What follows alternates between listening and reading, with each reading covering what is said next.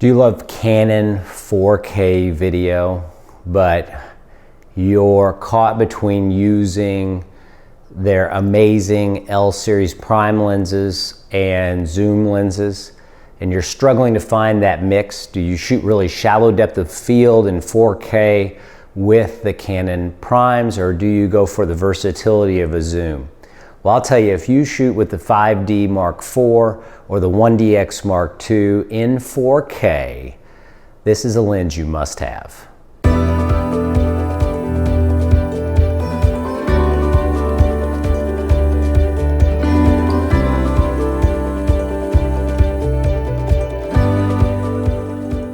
So what is the one lens you need if you shoot a Canon 1DX Mark II or Canon 5D Mark IV in 4K?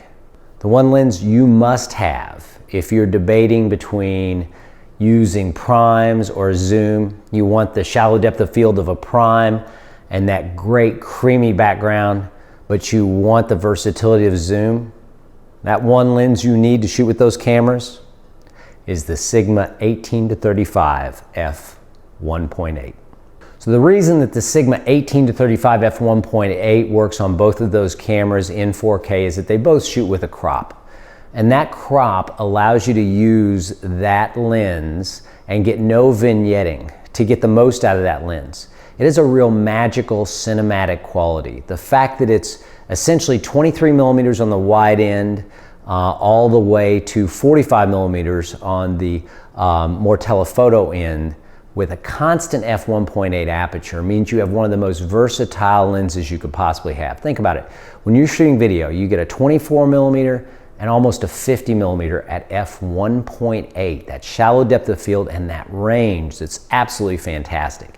And you get that on the 1DX Mark II by virtue of its 1.3 times crop factor when it's shooting 4K.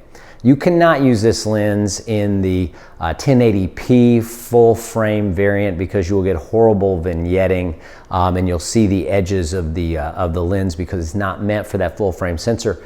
But when you shoot with 4K, that crop makes it perfect.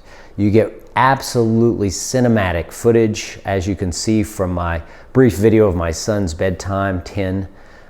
You have excellent autofocus, as is capable with the Canon 1DX Mark II.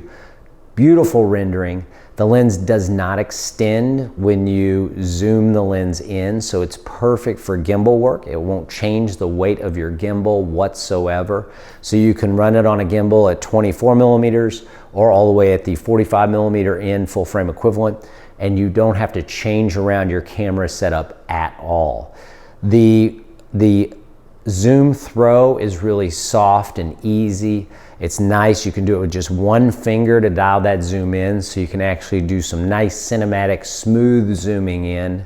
It is an absolute brilliant lens, and it is the one lens that I would encourage anyone who has the 1DX Mark II to use and try and shoot with. I keep it on my camera 90% of the time. So what are some of the downsides of this lens? Well, first of all, as alluded to earlier, you can't use this lens when you're shooting 1080p or when you're taking pictures using the full frame sensor. It's an APS-C size lens. It just won't work. The second thing is the autofocus motors are loud and noisy. So sometimes you'll hear those as you're doing your video.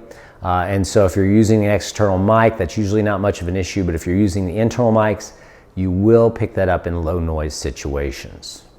The final thing is that there's no image stabilization in this lens. So unlike the 16-35 millimeter f4 Canon lens, which is a great lens in and of itself, that image stabilization really does help some with video. You don't have that on the 18-35 Sigma lens. The trade-off though is you get that amazing shallow depth of field. I would encourage you to check out the video I shot of my son's bedtime routine 10. I shot that with the 18-35 at f1.8, not on any kind of gimbal, just handheld.